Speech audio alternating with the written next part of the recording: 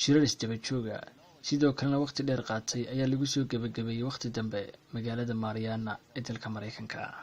Kabtan William S. Pearson ayaa u sheegay duuliyayaal ka kooban 6 inay qaadi doonaan hawlgal kaasoo la shaacin meesha lagu qaadayo iyo waqtiga la qaadayo.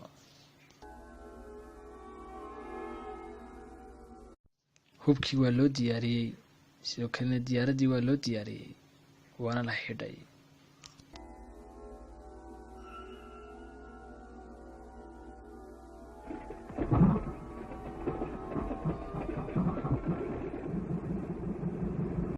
saacaddu waxay ahayd 4:45 August 1945 markii diyaarad nooca qomaatiga u kaca loo jiheeyey Hiroshima ee ariga Japan. hawlgalkii waxaa u socdaa sidii loogu talagalay, diyaaraduna hawada sare ayay dhex mushaaxaysaa sidii loo qorsheeyey. diyaaradana waxaa lagu wargeliyey inay ku duusho joog aad u sarreeya si aan loo ogaan hawlgalkuna aan u fashilmin. inkastay xalay waqti hore ay cimilada Hiroshima aad u adkayd, laakiin saaka riboodka wuxuu sheegay inay aad u wanaagsan tahay, diyaaraduna ay ku socoto joog aad u sarreeya.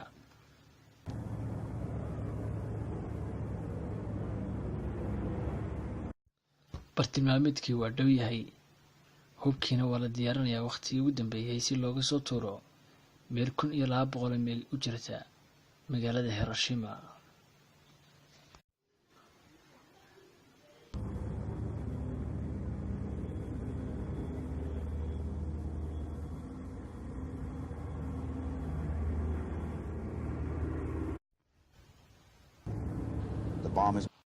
sagaalkii iyo 45 daqiiqo ayaa la tuuray hubka noociisa loo yaqaano P-29 ee weliba nooca loo yaqaano nuclearka.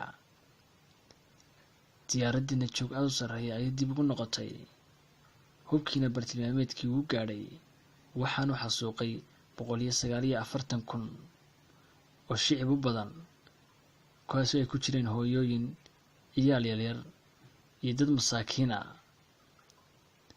waana xasuuqan ilaa maanta laga qomomeeyo, kuwaasoo ay saameyntiisu ilaa maanta ay joogto.